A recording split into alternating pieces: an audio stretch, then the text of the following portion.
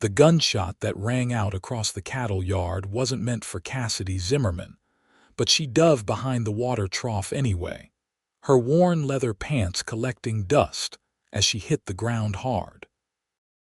It was July 1878 in Awahi, Nevada, a silver mining town that had seen better days but still attracted enough drifters and dreamers to keep the saloons busy and the undertaker employed.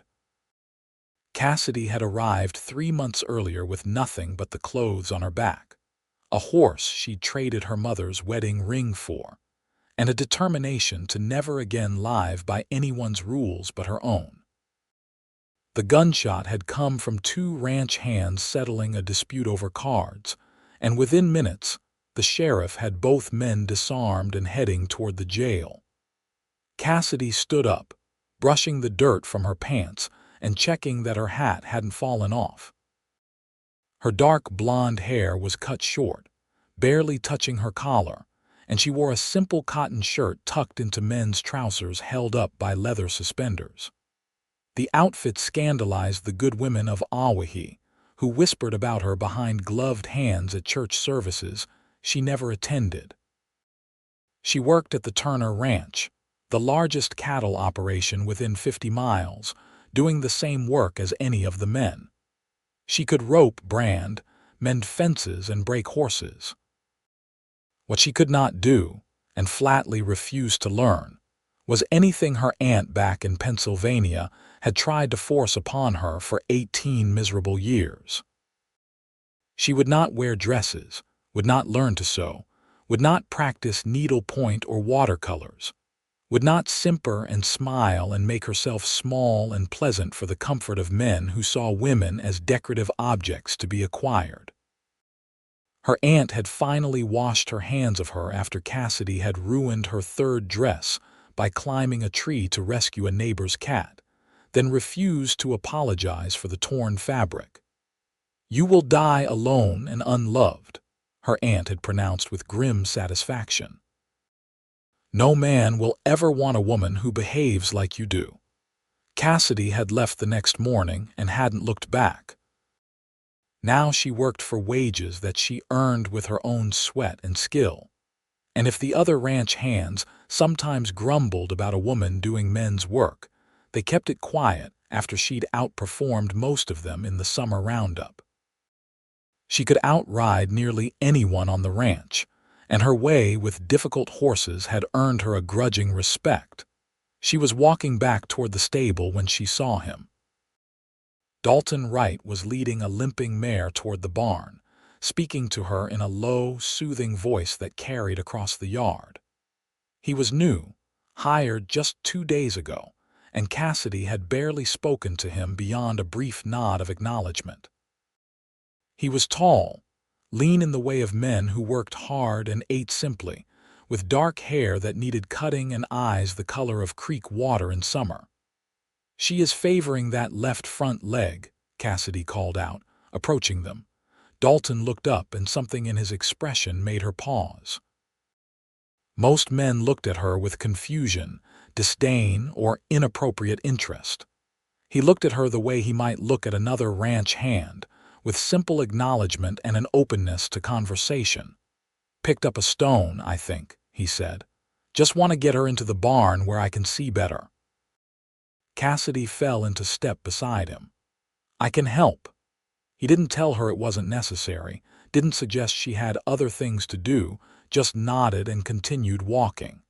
The mare was a pretty chestnut with a white blaze, and she trusted Dalton enough to follow him despite her discomfort. Inside the barn, the air was cooler and thick with the smell of hay and horses. Dalton tied the mare loosely and ran his hand down her leg, asking her to lift her hoof. The horse complied, and Cassidy moved closer to look. "There," she said, pointing to a sharp stone wedged near the frog. Dalton had already seen it and was reaching for a hoof pick. His hands were steady and gentle as he worked the stone free, then checked carefully for any damage. "Does not look like it went too deep," he said. "She should be fine in a day or two."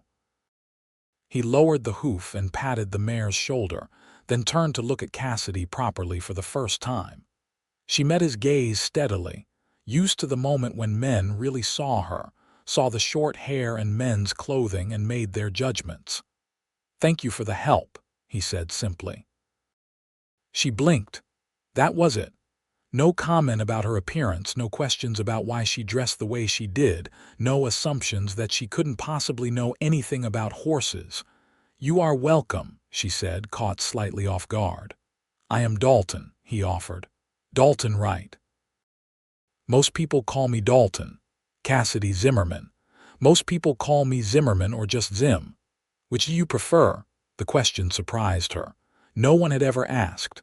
"Cassidy is fine." He smiled, and it changed his whole face, softening the hard lines weathered into it by sun and wind. "Cassidy it is, then." Over the following weeks, Cassidy found herself watching for Dalton in ways that made her uncomfortable. She had sworn off men, or at least sworn off the idea that she needed one to be complete.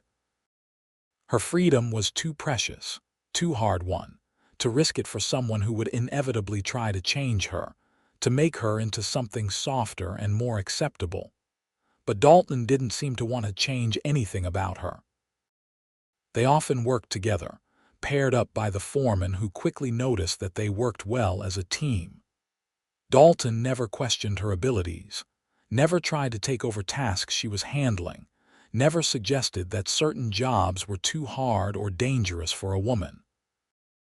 When they worked together to move a small herd to higher pasture, he treated her exactly as he would any capable partner. "You are good with horses," he said one evening as they were riding back to the ranch. The sun was setting, painting the desert landscape in shades of orange and gold. "Better than most people I have worked with." "My father taught me," Cassidy said, then wished she hadn't. She didn't talk about her father, but Dalton just nodded, not pushing for more information she didn't want to give. They rode in comfortable silence for a while before he spoke again. "The way you handle them, it is like you speak their language. They just need to know you respect them," Cassidy said. "That you are not going to hurt them or force them into something they are not ready for. Most of them will work with you if you give them that." "Is that true for people too?" Dalton asked, and there was something in his voice that made her look at him sharply. "I suppose it is," she said carefully. "Then you should know that I respect you," he said, meeting her eyes. "Exactly as you are." Cassidy's heart did something complicated in her chest, a flutter that felt both wonderful and terrifying. She had taught herself not to want this, not to hope for it. Men didn't respect women who refused to conform. They tried to break them like difficult horses, or they walked away to find easier companions. "You don't know me," she said, but her voice came out softer than she intended. "Then I would like to," Dalton said. "If you would let me." She should have said no. Should have protected herself, maintained the walls she had built so carefully. But something in his steady gaze, in the genuine respect she heard in his voice, made her want to take the risk. "All right," she said, and it felt like stepping off a cliff. They began spending their free time together, which wasn't much given the demands of ranch work. But Dalton seemed to treasure whatever moments they could find. He never tried to touch her beyond the occasional steadying hand or accidental brush of fingers, never pressed for more than she seemed willing to give. Instead, he talked to her. He told her about growing up in Montana, the youngest of 4 brothers, all of them now scattered across the West working various ranches and mines. His mother had died when he was 12, and his father had followed her 5 years later, worn down by grief and hard living. He had been working cattle ranches since he was 14, moving from place to place, never quite finding somewhere that felt like home. "What about you?" he asked one Sunday afternoon when they had both managed to get a few hours off. They were sitting by the creek that ran along the eastern edge of the ranch property, watching the water flow past. "Where did you come from?" Cassidy had been dreading this question but also knew she owed him some truth. "Pennsylvania," she said. "Small town outside Pittsburgh. My mother died when I was born and my father raised me until I was 10. Then he got kicked by a horse and didn't recover. I went to live with my aunt after that." "I am sorry," Dalton said quietly. "My aunt was a proper lady," Cassidy continued, the words coming easier than she expected. "She had very specific ideas about how young women should behave. I was a disappointment from the start. I liked riding and climbing trees and wearing comfortable clothes. I hated needlework and dancing lessons and all the things she tried to make me care about." "She tried to make you into something you were not," Dalton said. "Yes. And when I turned 18 and came into the small inheritance my father had left me, I used it to get as far away as I could. I bought a horse, some supplies, and just started riding west. The money ran out in Kansas, so I worked at a boarding house for a while, saved up, and kept going. I have been doing that for 2 years now. Working, saving, moving on." "What are you looking for?" Dalton asked. Cassidy turned to look at him. "I don't know. I thought I was looking for a place where I could just be myself. But maybe I was looking for a person who would let me be myself." The words hung in the air between them, heavy with implication. Dalton held her gaze, and she saw understanding there and something deeper that made her breath catch. "I would never try to change you," he said. "You are perfect exactly as you are." "I am not perfect," Cassidy said, but she was smiling. "I am stubborn and difficult, and I refuse to learn to sew." "I can sew my own buttons," Dalton said, his own smile matching hers. "I don't need you to do it for me. What I need is someone who understands this life, who loves it the way I do. Someone who can sit a horse all day and not complain, who knows how to read weather and cattle and land. Someone real." "I am real," Cassidy whispered. "I know," Dalton said, and finally, carefully, he reached out and took her hand. His hand was calloused and warm, and the touch sent electricity up her arm. She had never held hands with a man before, had never wanted to, but this felt right in a way that made all her careful defenses seem unnecessary. They sat there by the creek until the sun started to sink toward the horizon, hands linked, not needing to say anything more.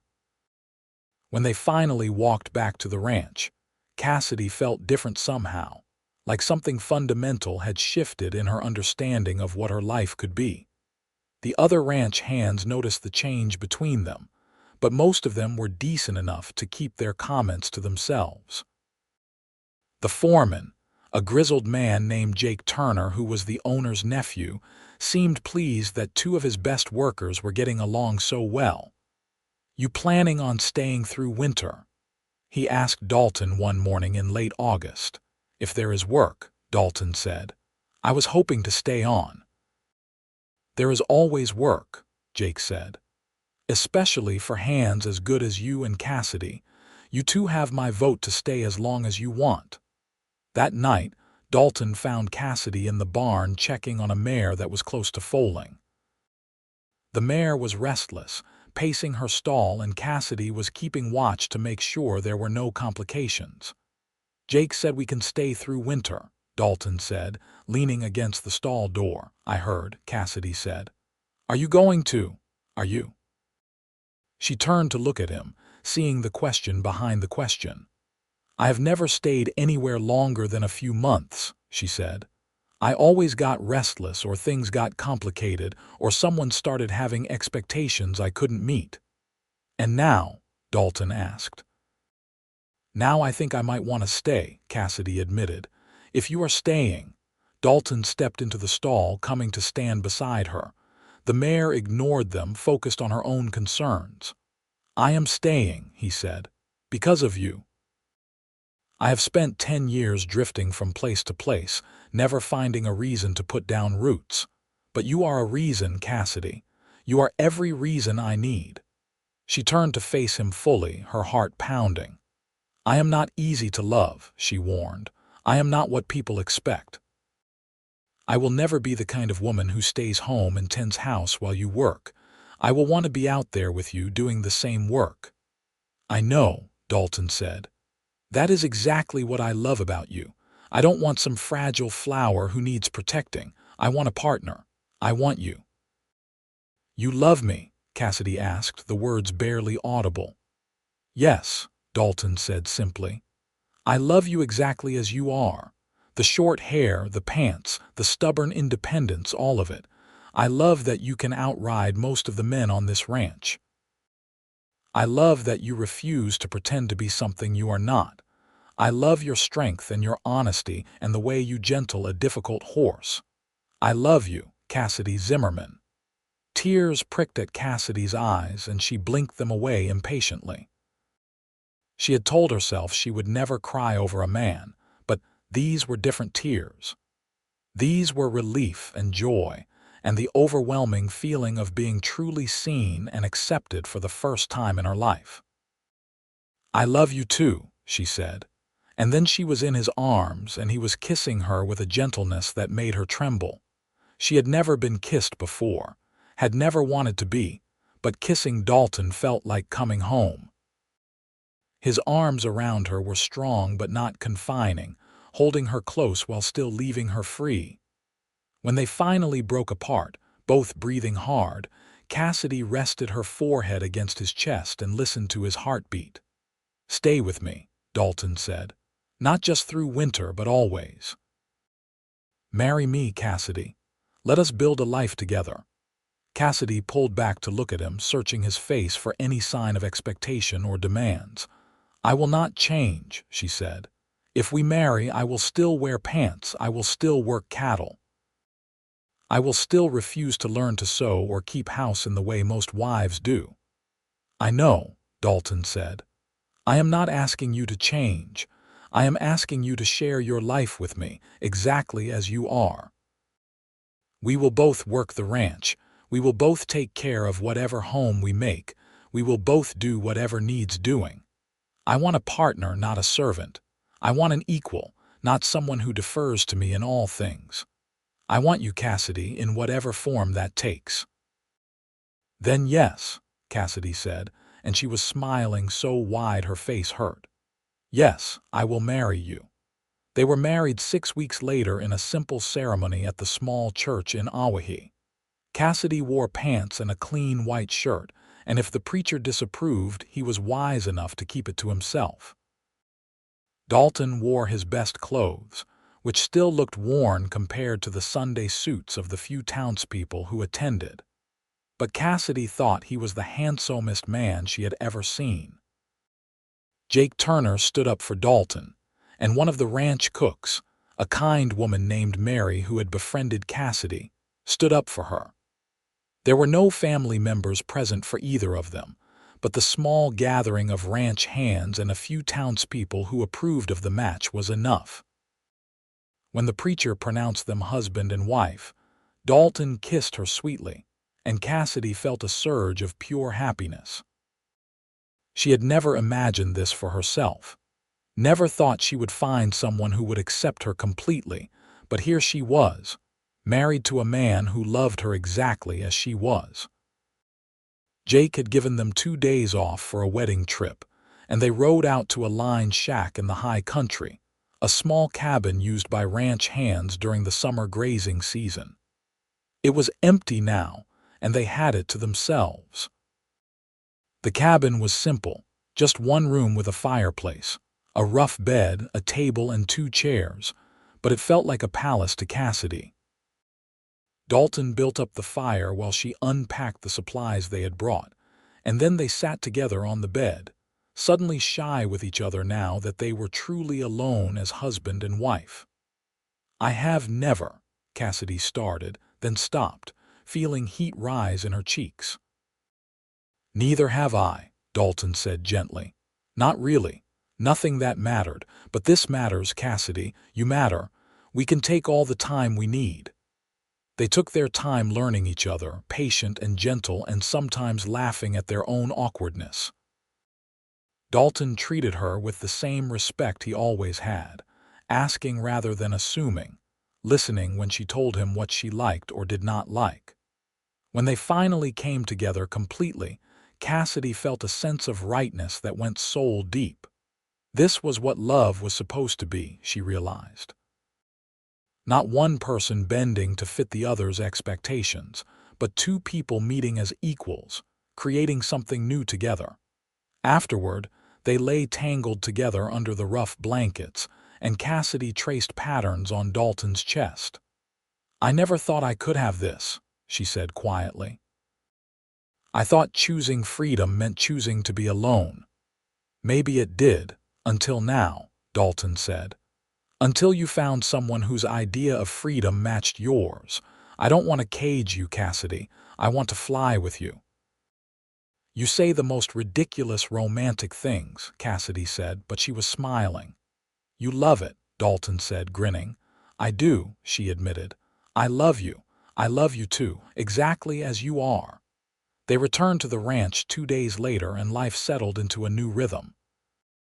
Jake helped them secure a small cabin on ranch property, one that had been empty since the previous occupant had moved on. It was rough but sturdy, and they spent their spare time making it home. True to his word, Dalton never expected Cassidy to take on traditional wife duties.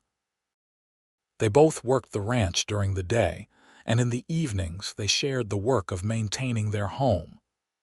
Dalton did his own mending and cooking when he needed to, and Cassidy did the same. And sometimes they did these things together, talking about their day or making plans for the future. The other ranch wives in the area didn't know what to make of Cassidy. A few tried to befriend her, inviting her to sewing circles and quilting bees, but she politely declined. She had no interest in sitting inside discussing domestic matters when she could be outside with the horses and cattle. Most of the wives eventually gave up, writing her off as strange, but a few seemed almost envious of her freedom. One woman, Sarah Chen, wife of another ranch hand, approached Cassidy one Sunday after church. "I hope you don't mind me saying so," Sarah said hesitantly, "but I think what you are doing is wonderful. I wish I had been brave enough to live the way I wanted when I was younger." "It is not too late," Cassidy said. "Oh, it is for me," Sarah said with a sad smile. "I have 4 children and a husband who would never understand, but seeing you gives me hope for my daughters. Maybe they will have more choices than I did." "I hope so," Cassidy said sincerely. As autumn turned to winter, Cassidy discovered she was pregnant. The realization filled her with a complicated mix of emotions. She was happy, certainly, but also afraid. Would a child change everything? Would Dalton expect her to stay home now, to give up the work she loved? She told him one evening as they were settling into bed, the cabin warm from the fire burning in the hearth. "I am going to have a baby," she said, watching his face carefully. Dalton's expression transformed with joy. "Truly?" he asked, and when she nodded, he pulled her into his arms. "That is wonderful, Cassidy. I am so happy." "I am too," she said, "but I am also scared." "Of what?" "That everything will change, that you will want me to stop working to stay home and be a proper mother." Dalton pulled back to look at her. "Cassidy, I told you I love you exactly as you are." "That does not change because we are having a baby." "Yes, there will be some time when you will need to rest and recover, but after that, we will figure it out together. Maybe the baby comes with us sometimes. Maybe we take turns staying home. Maybe we find someone who can help watch the baby while we both work. We will find a way that works for us, not for what other people think we should do." "You mean that?" Cassidy said, seeing the truth in his eyes. "Always," Dalton said. "You and this baby. You are my family. And I will do whatever it takes to make sure you are both happy and cared for. But I will never ask you to be less than you are." Cassidy worked through the winter and into spring, doing lighter tasks as her pregnancy advanced, but refusing to be sidelined completely. The other ranch hands treated her carefully, But Dalton had made it clear that Cassidy would decide what she could and could not do, and anyone who questioned her decisions would answer to him. In late May, as the desert was blooming with unexpected color after a wet spring, Cassidy went into labor. Mary came to help along with the doctor from town, and after a long night, Cassidy delivered a healthy baby boy. Dalton held his son with wonder in his eyes, tears streaming down his face as he looked from the baby to Cassidy and back again. "He is perfect," he said. "You are perfect." "Thank you, Cassidy. Thank you for this gift." They named him James after Cassidy's father, and he had his mother's determined spirit from the start. Cassidy recovered quickly, and true to his word, Dalton helped figure out ways for both of them to continue working. Mary's daughter, a capable girl of 16 named Anna, was happy to watch James during the days for a small wage. Sometimes they took the baby with them in a sling or basket, letting him sleep in the shade while they worked nearby. It was not the traditional way of doing things, but it worked for them, and that was what mattered. James was 6 months old when Jake Turner called Dalton and Cassidy into his office one morning. They went together, Cassidy carrying James on her hip, wondering what the meeting could be about. "I want to make you both an offer," Jake said after they were seated. "My uncle, the ranch owner, is getting old and wants to start selling off some of the property. He has agreed to sell me the parcel where your cabin is, along with about 200 acres of grazing land, at a fair price. I want to buy it, but I cannot run it myself on top of my other duties. I want to sell it to you too if you are interested." Cassidy and Dalton exchanged glances, both surprised and excited. "We don't have that kind of money," Dalton said carefully. "I know," Jake said. "But we could work out terms. You pay me what you can now, and the rest over time as you build up your own herd. You are both good workers, and I know you would make a success of it. Plus, it would be good to have neighbors I trust." They discussed the details, and by the end of the conversation, Cassidy and Dalton had agreed to buy the land. It would be a struggle, building up their own ranch while still owing money, but they would own their own piece of the West. They would be building something that belonged to them, that they could pass on to James and any other children they might have. That night, lying in bed with Dalton's arm around her, and James sleeping peacefully in his cradle nearby, Cassidy felt a contentment she had never imagined possible. "We are going to be ranchers," she said wonderingly. "We are," Dalton agreed, "partners in every sense. Can you imagine it, Cassidy? This is all ours. We can build whatever kind of life we want here." "I want the same life we have now," Cassidy said, "just more of it. I want to work beside you every day. I want to raise James to be strong and kind, and to respect everyone regardless of whether they fit society's expectations. I want to build something real." "Then that is what we will do," Dalton said, pressing a kiss to her forehead. The next few years were hard work but deeply satisfying. They built up their herd slowly, buying a few head of cattle at a time, breeding them carefully, selling the offspring for profit. Cassidy proved to have a good head for business, keeping careful accounts and making smart decisions about when to buy and sell. Dalton was tireless in the physical work of building up the ranch, mending fences, constructing outbuildings, breaking horses they could sell for extra income. James grew into a sturdy, happy child who seemed equally comfortable being carried along on ranch work or playing in the dirt by the cabin. Anna continued to help watch him, but increasingly he was old enough to come along on the day's work, riding in front of his father or mother on their saddle, learning about cattle and horses and the land. When James was 3, Cassidy discovered she was pregnant again. This time she was less anxious, knowing from experience that she and Dalton could make it work. The pregnancy was easier than the first, and when their daughter was born in early winter, it felt like the family was complete. They named her Rose after no one in particular, just because Cassidy had always loved wild roses and the way they bloomed stubbornly in the desert despite the harsh conditions. It seemed fitting. Rose had her father's dark hair and her mother's stubborn determination.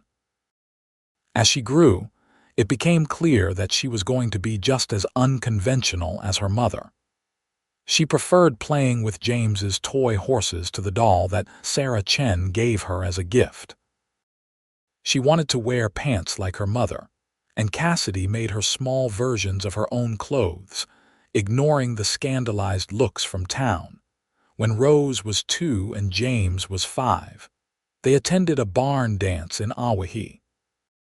It was a rare social event for them, but Jake Turner was getting married and had particularly asked them to come. Cassidy wore pants as always, with a slightly nicer shirt than usual, and Dalton wore his Sunday suit. They brought both children, figuring James was old enough to enjoy the music and dancing, and Rose would likely sleep through most of it. The dance was well attended, with ranch families from all over the area in attendance. A small band played fiddle music, and couples whirled around the barn floor. Cassidy and Dalton danced together, with James watching excitedly and Rose dozing in Mary's arms.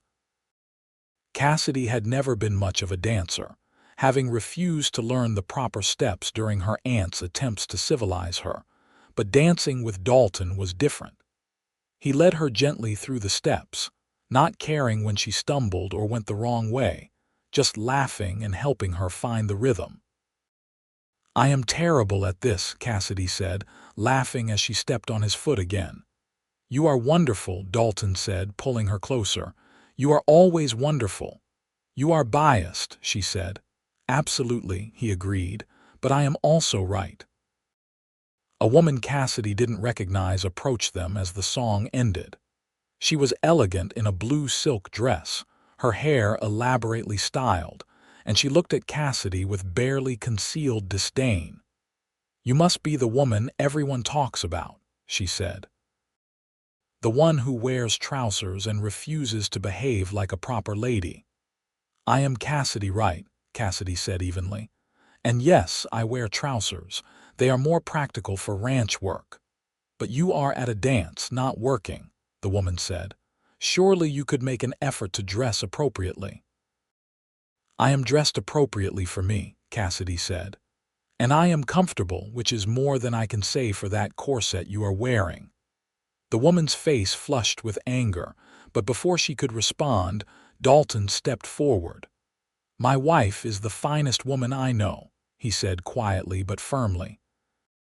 "She works harder than most men, she is an excellent mother, and she is true to herself in a way that few people have the courage to be. If you have a problem with how she dresses, that is your concern, not ours." "Well," the woman huffed, "I never." "Perhaps you should," Cassidy said sweetly. "Never is a long time." The woman turned and stalked away, and Dalton looked at Cassidy with pride in his eyes. "That was well done," he said.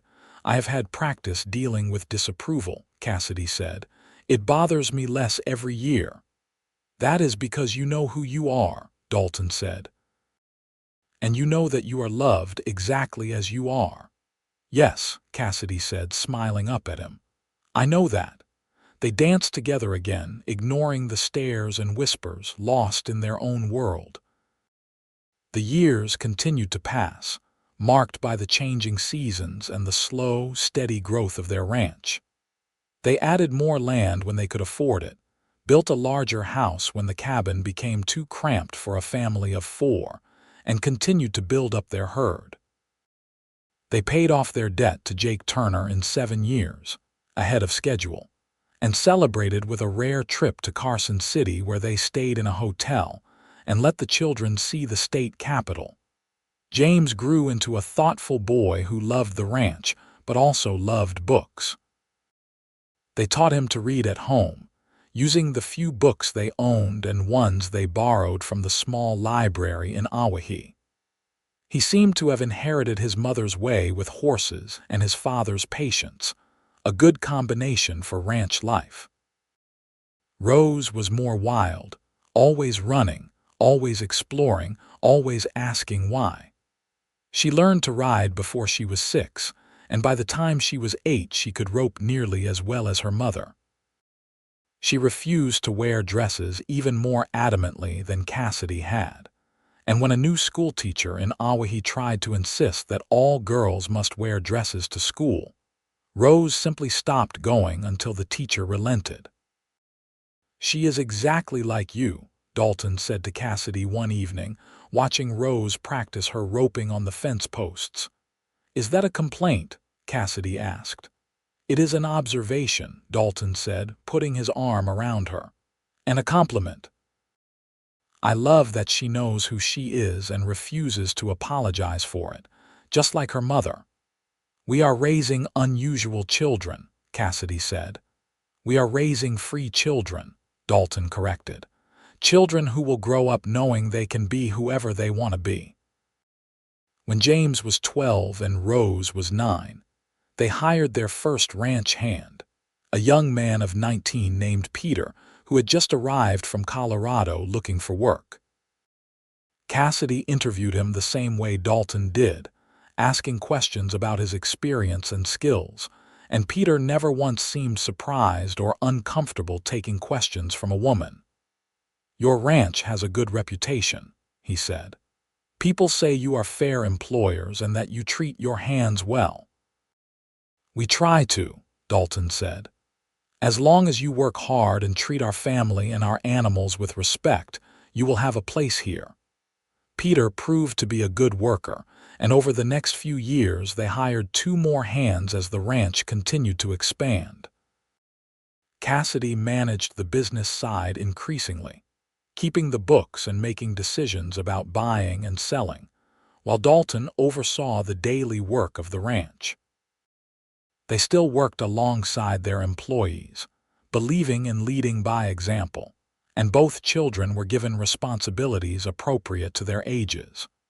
When Cassidy was 38 and Dalton 40, they faced their first real crisis as ranchers. A drought hit the region, lasting through one summer and into the next. Water became scarce and grazing land dried up. They had to make hard decisions about the herd, selling off more cattle than they wanted to and watching their profits disappear. "We will make it through," Dalton said one night after a particularly difficult day when they had watched 3 cows die from lack of water. "We have made it through hard times before." "Not like this," Cassidy said. She was tired, more tired than she could remember being in years. "Dalton, what if we lose everything?"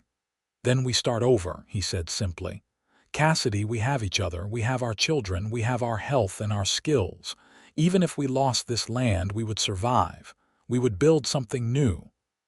"I don't want to lose this land," Cassidy said fiercely. "We built this. We made it ours." "Then we will fight for it," Dalton said. "But we fight together, and we don't let fear make us forget what really matters." They fought. They hauled water from increasingly distant sources. They moved the remaining herd to every patch of grazing land they could find. They sold horses and equipment they could spare. They tightened their belts and worked from before dawn to after dark, and slowly, painfully, they made it through. When the rains finally came that next spring, Cassidy stood in the downpour and cried with relief. Dalton came out to stand beside her, both of them soaked within seconds, and they held each other as the life-giving water fell around them. "We made it," Cassidy said. "We did," Dalton agreed. Together, the ranch recovered over the next few years.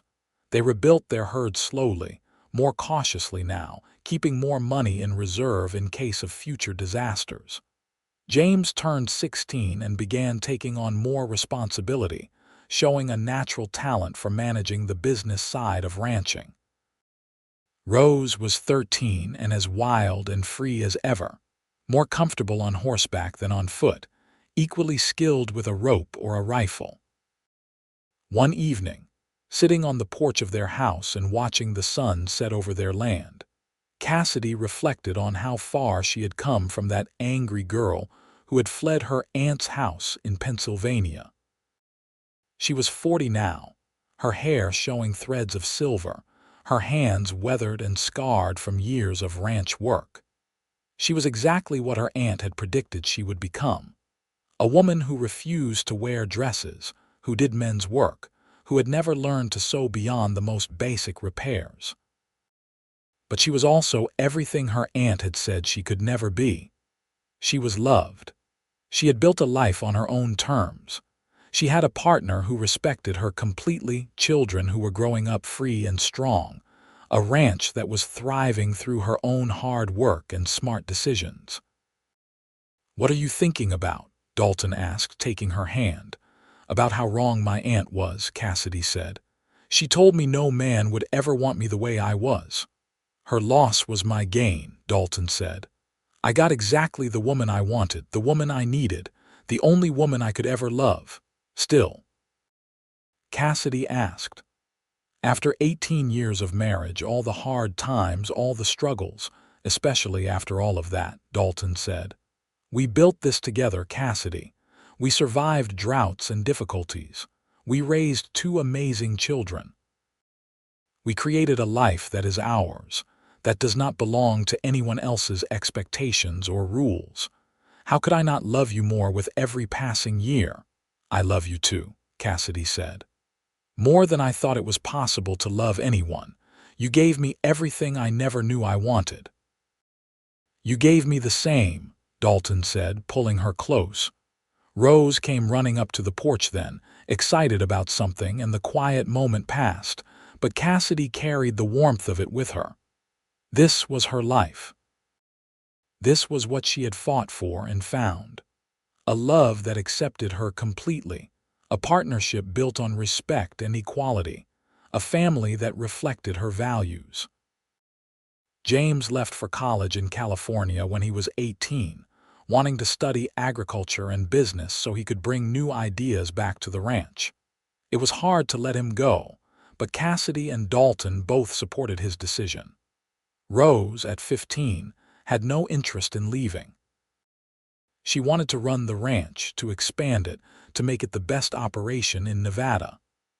"I am going to do it, Ma," she said one day while they were checking fences.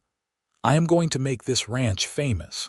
People are going to come from all over wanting to buy our cattle and our horses." "I believe you," Cassidy said.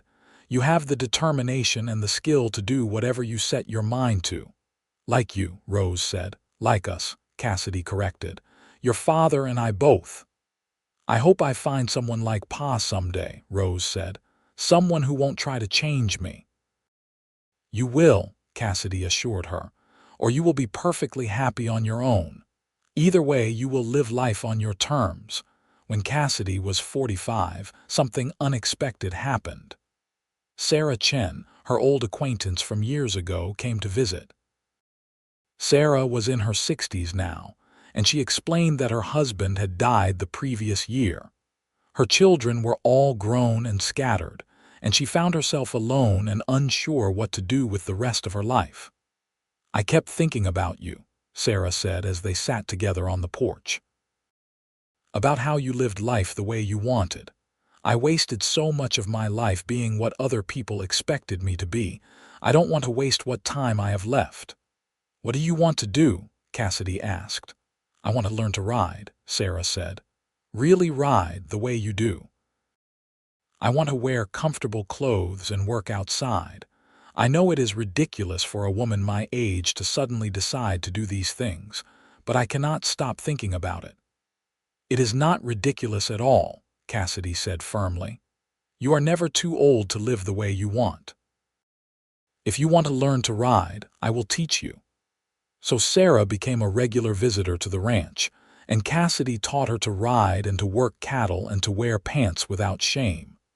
Sarah blossomed under the attention, becoming more confident and happy than Cassidy had ever seen her. Eventually, when Rose moved into the foreman's cottage to have her own space, Sarah moved into Rose's old room in the main house, becoming part of the family. "I should have done this 40 years ago," Sarah said one day after a long ride. "You are doing it now," Cassidy said. "That is what matters."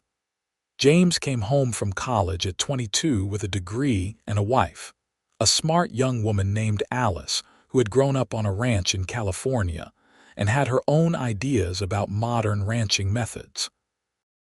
Cassidy liked her immediately, appreciating that James had chosen someone who was his equal and partner.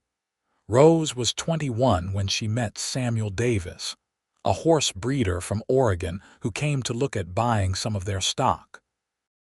He was 24, tall and quiet, and he looked at Rose the way Dalton had once looked at Cassidy, with respect and admiration and love. They were married within a year, and Samuel joined the ranch, bringing his knowledge of horse breeding to complement their cattle operation. Cassidy and Dalton found themselves grandparents 3 times over as their children started families of their own. James and Alice had twins, a boy and a girl, while Rose and Samuel had a son who was as wild as his mother had been. On their 30th wedding anniversary, Dalton took Cassidy back to the line shack where they had spent their wedding night. It was still maintained as a shelter for hands working the high country, but it was empty now, and they had it to themselves. 30 years, Dalton said, sitting beside her on the same rough bed where they had first made love. Sometimes it feels like yesterday, and sometimes it feels like a lifetime ago. It is a lifetime, Cassidy said. We built a whole life together, a family, a ranch, a legacy. Are you happy? Dalton asked. Truly happy, I am, Cassidy said without hesitation. I never imagined I could be this happy. I thought I had to choose between freedom and love, but you gave me both. You gave me the same, Dalton said. You showed me what real partnership looks like, what real love looks like. They made love that night with the tenderness of long familiarity and the passion that had never quite faded. Afterward, lying in each other's arms, Cassidy thought about the girl she had been, angry and defensive, convinced that she had to face the world alone to maintain her independence. I was so young and stupid, she said. You were young and brave, Dalton corrected. You had the courage to refuse to be something you were not. That takes incredible strength. I am glad I found you, Cassidy said. I am glad you let me find you, Dalton replied. They continued working the ranch into their 50s and 60s, though they gradually turned over more responsibility to their children. James managed the business side brilliantly, implementing new practices he had learned in college and making the ranch more profitable than it had ever been. Rose and Samuel expanded the horse breeding operation until they were selling horses all over the West, known for their quality and temperament. Sarah Chen lived with them until she died peacefully in her sleep at 78, having spent the last 15 years of her life exactly as she wanted. At her funeral, her daughters thanked Cassidy for giving their mother the gift of freedom in her final years. She was happier living here with you than I ever saw her before, one daughter said. Thank you for showing her it was never too late to change. Cassidy was 70 when Dalton got sick. It started as a cough that wouldn't go away, and by the time the doctor from Awahi examined him, it had settled deep in his lungs. There was nothing to be done except make him comfortable, and Cassidy spent every moment by his side, holding his hand, talking about their life together. I have no regrets, Dalton said one morning, his voice weak. I have loved you every day of my life. That is all I ever needed. Don't leave me, Cassidy said, tears streaming down her face. Please, Dalton, I am not ready. You are the strongest person I know, Dalton said. You will be fine. The children will take care of you, and you have the ranch, and you have a whole family who loves you. It won't be the same without you, Cassidy said. No, Dalton agreed, but you will survive it. You will keep living because that is what you do. You face life head on, no matter how hard it gets. He died 3 days later with Cassidy holding his hand. She was 70 years old, and she felt as lost and broken as the 20-year-old girl who had ridden into Awahi alone so many decades ago. But Dalton had been right. She survived it. Her children surrounded her with love, and the ranch kept running, kept needing her attention and skills. She threw herself into work the way she always had, finding comfort in the familiar rhythms of ranch life. Rose worried about her. "Ma, you don't have to work so hard," she said one day. "We can handle things. You should rest." "I have never been good at resting," Cassidy said. "Besides, this is what I love. This is what your father and I built together. Working this land keeps me close to him." She lived another 12 years, active and sharp-minded until the end.